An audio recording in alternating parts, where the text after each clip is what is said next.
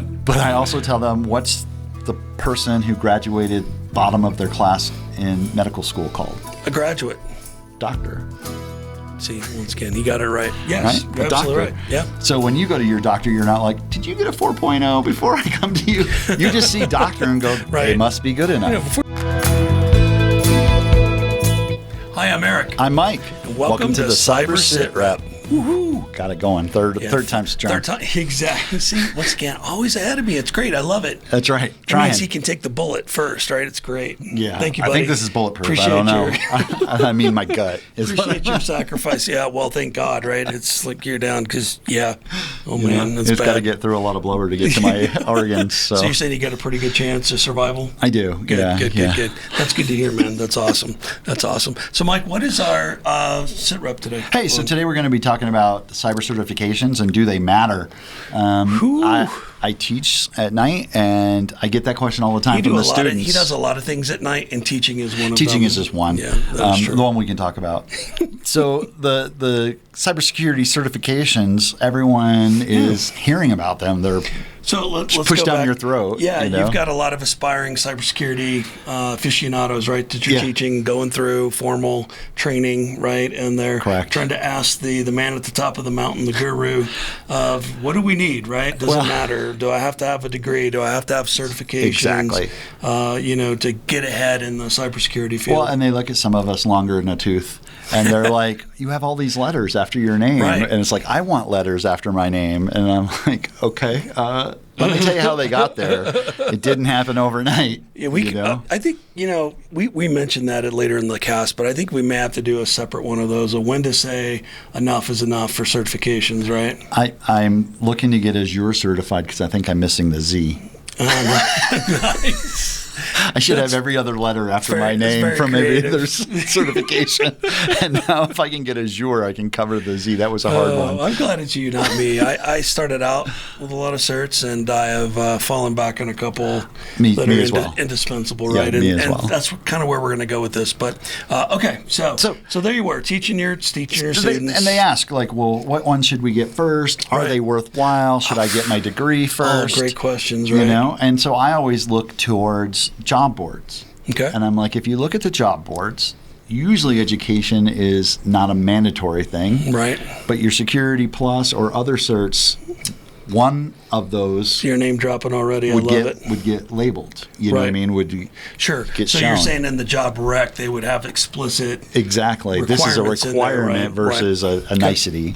Right. Sometimes then they list other certs as niceties. Sure. Like the dream candidate would have, exactly, et cetera. Right? Exactly. Okay. And I tell the students how I look at it is like this: you go to college. I don't know what you've learned. Right. You've got a piece of paper. I hope you picked stuff up along the way. But I also tell them, what's the person who graduated bottom of their class in medical school called? A graduate. Doctor. See, once again, he got it right. Yes, right? you're absolutely right. Yeah. So when you go to your doctor, you're not like, did you get a 4.0 before I come to you? You just see doctor and go, they must be good enough. Before you do that heart transplant, sir, I just want to verify what your GPA was. Exactly. No one ever, right? No, right. Yeah, great point, right. And I'm like, a certification is based on a certification body. So that's an organization. They're usually nonprofit, or if they are for profit, their sole goal is to create this certification. So they take the experts in the field and they generate a course of material and then a test. And that test quizzes on that course of material. And if you pass said test, you become certified. Got it. And not certifiable, but certified. I'm that all the time. But it is literally saying that course material because you've passed this exam based on that course material. So me as an employer, college or someone who passed a cert, I will say, well, at least I know the person who passed the cert had to memorize for at least a period of time enough information to pass the cert. To pass that test, right. Right. College, I know what I did in college, and I can remember most of the days. So interesting. I wouldn't say it's an interesting point. Have that knowledge. Okay. I'm tracking what you're doing there. I see that. The other thing I want to, it's not really subversive, but I think is equally important, but hardly anybody mentions it. And I understand it's a chicken and the egg problem, but experience is huge as well, right? Absolutely, and that was a point. And I think you're kind of going there when you're talking about an industry cert that's in the field of cybersecurity, whatever that focus may be, that's giving the employer, us included, a little bit more of a warm fuzzy that you're getting warm, right? Yep. You may not be hot, you might not be right on it, but you're getting closer, right? Absolutely. At least you're in the same zip code now, right, as we are. I've probably passed the same test. At some point, so I can go. I at least know what you know, or what needed you're supposed to know, right? Yeah, exactly, right. But conversely, I also will look if you're brand new, fresh out of a boot camp or coming out of college with 20 certs and no experience. It's a red flag. I'm like, this person just studied and took tests. Right. So I think, and that's a great segue back to me on that. With the experience, I think you should focus on quality, not quantity. Exactly. And try and get that experience in, right? Even if you have to, volunteer as an intern somewhere where you don't make a dime on it, you got to get that experience under your belt. Exactly right. I can tell you guys from real world experience, we've had multiple interns that have come in with zero experience, but had either the education or they had a cert that was in the field, and then they got that experience from us either for low cost, no cost, and then we're able to parlay that into either a position with us at a much higher rate or out in the industry, even higher rate, right? Exactly right. In a very short amount of time, right? Because experience is king, right? From my point of view on that. Absolutely. So I'm all about, I would take someone who had been doing something without any certs, but had been doing it for 10 years. Right. Their hands are already in it. I don't need you to pass a test to prove to me you know what you're doing. Your resume tells me that. I can ask you those questions. Well, right. And I was just going to say, Mike, it comes out in an interview as well, right? When you start to, especially somebody that has a lot of certs behind their name without a lot of practical experience, you're setting yourself up for a really bad interview. A couple of questions in, and I'll be like, so you studied really hard, took the test, passed, and then you don't remember anything. And it depends, right? Because some people are merciful on that, and they'll let you take the easy way out and just let you know up front, you're really not what we're looking for. Others take it as blood sport and say, okay, you say you know these 20 things, let's find out. And they just hammer you on all these different areas. So don't be that person, right, is what I'm saying. Yeah, absolutely. And like I say, there's tons of certs out there. And for me, it's about your certification path. Yes. So there are entry-level certs, there's more advanced certs, and cybersecurity is such a wide career field. Yes. That do you know what you want to do? You're right, and that it's once again it's a chicken and the egg phenomenon, right? Yeah. So you say you want a career in cybersecurity, that's great, but what does that mean in English? And what area of cybersecurity? Do you have a focus area that interests you, right? And a lot of people aren't able to answer that question, and I have to push back on them and say, well, you need to figure that out. And if you don't, then volunteer. Right? Try to get some experience so you can say, oh, that particular component, incident response, is not my bag. It's not my cup of tea because it's a very stressful environment. I am a low-stress person. I don't want to do that job. That's great. Now you've got one off the list. Now you got all these other things you can look at, right? Exactly. So wherever you can, don't be a weed and just, I think your point, don't just be book smart on things, right? Try and get out there and get operational experience however you can. You'll be surprised. There's a lot of people out there that if you ask nicely and you show that you're truly interested, they will give you an opportunity to learn. And there's lots of projects you can do. Absolutely. Like look online to like Hack the Box and other websites where you get to have those kind of great resources out there, right, to give you some real world. That way you have a quote-unquote experience, even if you can't find that employer to take you on as an intern. Don't just sit back and, woe is me. There's resources available. Absolutely. To do your that. local community, right? Like here in Colorado Springs, we have First Friday. Exactly. We meet the first Friday of every month, hence First Friday. Very disparate group of people, all passionate about cybersecurity. Lots of opportunities to go out and mingle, rub elbows. Stickers. We have our stickers that say hiring and need a job, right? So, it's like speed dating for cyber people. Check that out in your area. I know you've got something equivalent to that, right? And so do all three is where I'm going with this, right? Exactly. How I look at it is, you want experience, so you have to gain it somehow. There's plenty of resources to do that, or interning or whatnot. Right. You should have an entry-level cert, something that says, hey, at least I passed this much. I know this much. We're going to talk about those in just a second, I promise. Yep. And then have a plan That can change, of course. Right. I want to be a firewall person. So, you Right. know, you get into the job with your general cert, then maybe you get a certification on the firewall on which you're working. Ah, yes. Right. Which brings me to the point I was going to mention about micro certifications, right? Yeah. So, you know, you've got your industry certs in cybersecurity, you've got your education, but then you have micro certifications that are hyper-focused on specific areas like firewalls, artificial technology. intelligence, right? Yeah. Cloud. Exactly right. Great, right. And I was just reading an article, and well, actually, there's multiple people. It's funny how people all report on the same thing at the same time, right? Multiple sources out there are saying that microcerts are the trend for last year and this year, 2025 right now, that employers are really, their ears perk up. Or, you know, they get happy, they arch their eyebrows. Just like they do with the term.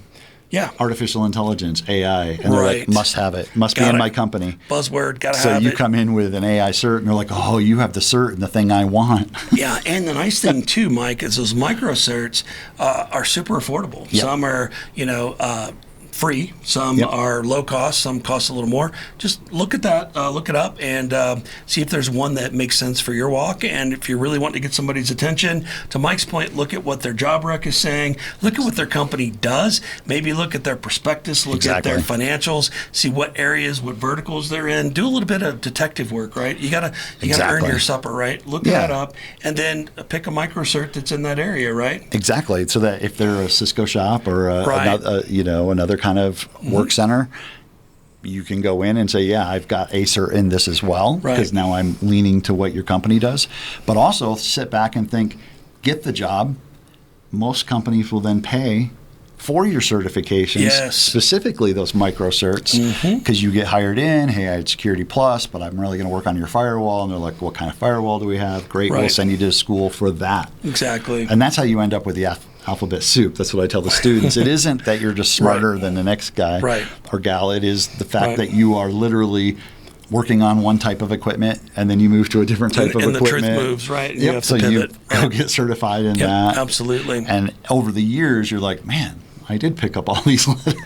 Right. And so, you know, us being prior military types and government contractor types now, there's a standard we'd like to recommend everybody to look up, and it's called DOD 8140, right? It used to be called 8570. That's been deprecated. Just Google DOD 8140 or DuckDuckGo, whatever your search engine is, and you're going to see this is a new and improved program for doing information assurance for the federal government, right? And basically, they're talking about their required certs that you have to work within the Department of Defense. Well, they do, and I was reading through it again as prep today. And so, to your point, Mike, they have their technical certs that the government wants you to have, right? That are approved, right? And so those are broken out by both focus, so technical, managerial, information assurance, information architecture, computer security, right? Or the big 5 buckets there. And then conversely, or within that, there are multiple levels. Right. So there's levels 1 through 3. 1 being junior, 3 being senior, right?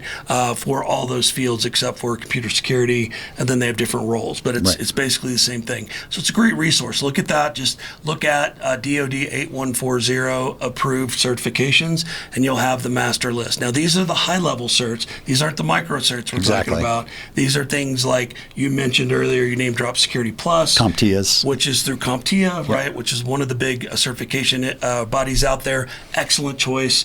There's also SANS out there, which is System Administration and Network Security Institute. They have they have certs, and then they also have school, right? So you could do a double pump there. They have bachelor's and master's as well through there. And then the other big one in the room is ISC2. Used to be called ISC squared, and those are a little bit of your higher level certifications for technical and managerial and for information assurance, right? So they're all name dropped in there. So when you talk about, you know, your students ask you, well, where do I need to start? Look at that sheet. Exactly. Go, okay, these are the different and fields. your entry. So look to the left, so meaning look at level 1. Right, exactly. And there you go. Now, if you're really smart, you're going to look at that and you're going to see there's some overlap, right? between those different levels, you'll see the same cert may appear at 1, 2, 3, or 2 and 3, or between technical and managerial. Exactly. So if you want to be super efficient and get the most bang for the buck, then maybe pick one that's on both of those. Crosswalk it. Right, crosswalk it so you get the maximum return on investment, right? Exactly. So that's our gift to you. Thank you, DoD, for putting that together. The other big component a little note was I helped create the original 8570. Yeah, right. I did. Did you really? Yeah. Oh my God! Why didn't that surprise me? Yeah, General Bob Skinner was in charge of it at the Pentagon. Nice. Yeah, so. It was great. But, things have changed, and that's where I want to talk about Absolutely. now. 8140 is now superseded 8570, right? Yep. 8570 has been rescinded because 8140 has gone even further. Like we just talked about those three variables, right? Education, experience, and certification. Exactly. 8140 has done a much better job at breaking all those out based on your level, which is awesome. So please, free resource. Go out, download it. Even if you're not here in the United States, go download it so you can look and see. This is a really good These are metric, international right? certifications. Yeah. And so what's reasonable, from the government's point of view for, time and grade, how much experience you have, right? What certs do you have? You put it all together and it'll give you a really good roadmap of not only where you want to be right now, but to your point, looking forward of where you want to go to, then you can kind of see what those expectations are, right? Of how many years in the seat do I need to have? Do I really need to have that master's degree, right? Or can I use experience in lieu of?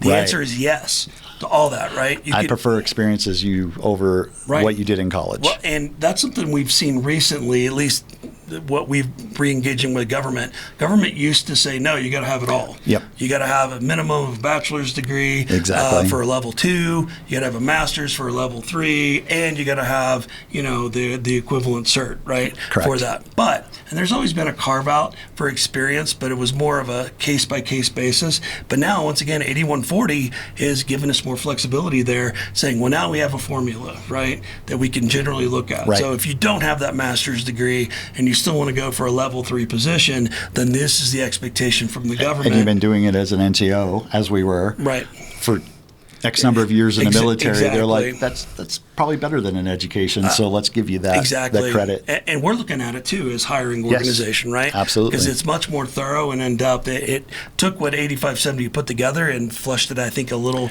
better to give previous experience. Went in deeper to what it really means. The original 8570 was just us trying to figure out, well, we got to have something. Right. Yeah, absolutely. So it was a quick guess, and now they've gotten really bifurcated and know what's going on. They have, right. And then, once again, Mike, to close it out, in the 8140, they do leave in the, micro certs as needed, right? So if you're in a Cisco shop, if you're a Windows administrator, if you're a Linux administrator, right? What those certs would look like, right? So it's a great resource, free. Please check it out. Just look for that in your search engine and you're off to the races. So. Exactly. And so in closing, I say, certifications are a great thing to have. Yeah. Don't collect them. They will collect themselves over your career. And know that you can always change in the cybersecurity world since it's so wide, but getting those basic intro things that kind of cover no matter where you go is a great stepping stone. Yeah. Then gather your experience, get that gig. And, Bob's your uncle, as we like to say in England, and you'll be getting more certs along the way, and you'll be long in the tooth one day telling your junior members, well, I remember when.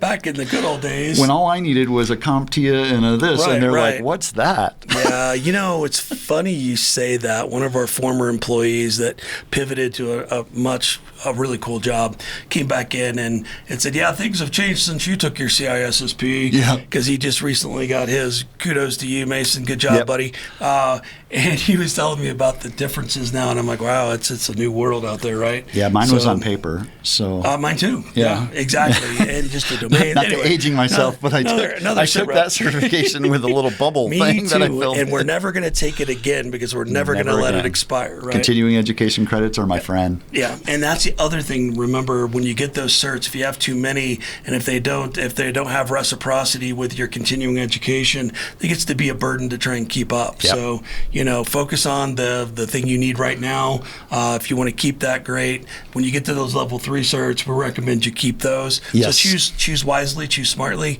Once again, if you need any, you want to talk about that, just reach out, let us know. Yeah, We'll be glad to bend your ear and give you our experience. But my final closing point, Mike, would be that this stuff all kind of snowballs. It's kind of like the pebble at the top of the mountain turns into the big snowball that wipes out the village at the end, but in a good way, right? So pick smartly. Don't worry about figuring it all out right now. Balance those out. Your career will dictate where you need to go with that. But you will eventually get critical mass, right? To where you're really big and you're moving really fast, and that's when your career's going to take off, your salary's going to explode. Exactly. And you're going to feel like you've arrived, right? And that will happen to you, I promise. That's right. So, in short, get some certs. Get some certs. Do it all. Get some education, micro certs, balance it out, and have a great time. And then jump in. Yeah. And welcome to the pool. That's right. Give us a call once you get all your certs and education and stuff. Absolutely. And maybe we'll have a gig for you. Yep. And as always, everybody, please like, subscribe. We appreciate you guys dearly, and we'll catch you on the next Sitrep. Talk to you soon. Take Bye. care. Hey, remember to like and follow us here on our podcast and YouTube channel. And we are coming to you from the Studio 809 Community Podcast Studio at the Next Us, which is a professional cooperative environment for small businesses here in downtown Colorado Springs. You should check them out. Come check it out.